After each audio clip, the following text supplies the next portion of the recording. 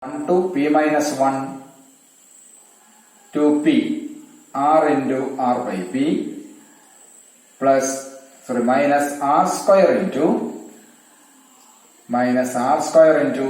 sigma, this r is again inside the sum, so minus sigma r ranges from 1 to p minus 1 r square into rp.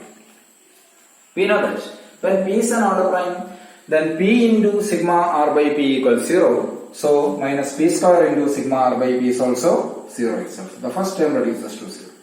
What about the left term? Left term, sigma r ranges from p minus 1 by 2, p minus 1 r square into r by p. On right side there is a negative term. Bring that one. So what I get? 2 into sigma r ranges from 1 to p minus 1 r square into r by p equals, come to the right side, 2p into sigma r ranges from 1 to p minus 1 r into r by p. So means sigma r ranges from 1 to p minus 1 r square r by p equals p into sigma r ranges from 1 to p minus 1 r into r by p. Agreed?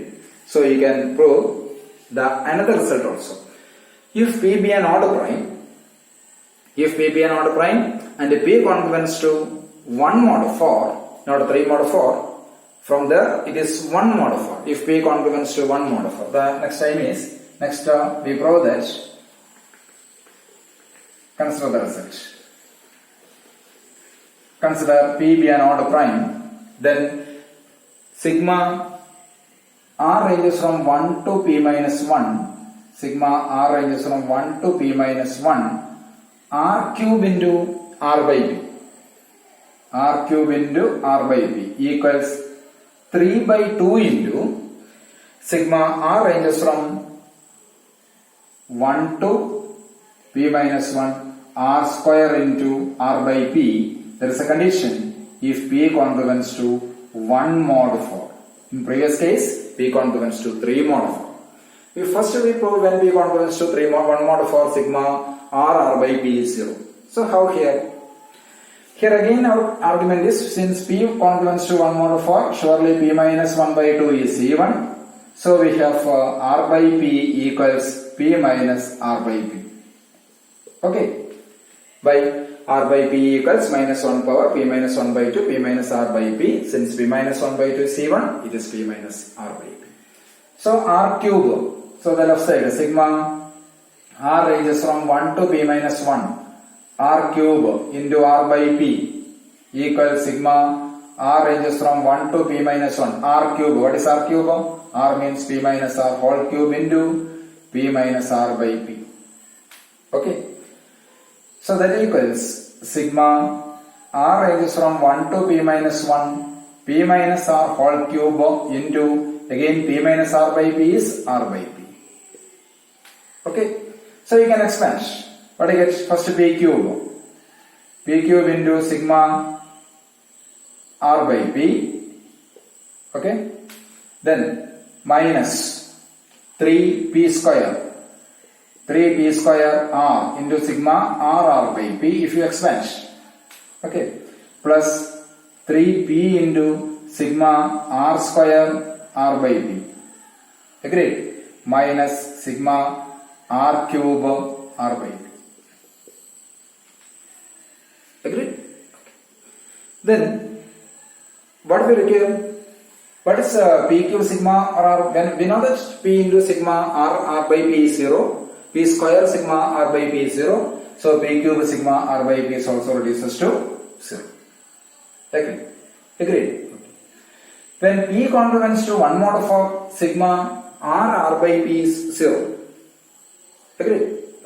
So when p congruence to 1 mod of sigma r by p equals 0 and sigma r by p equals 0, so the second term also reduces to 0. Enough? Now consider 3p into sigma r square r by p minus sigma r cube r by p. Bring this minus sigma r cube r by p to the left side. So what I get?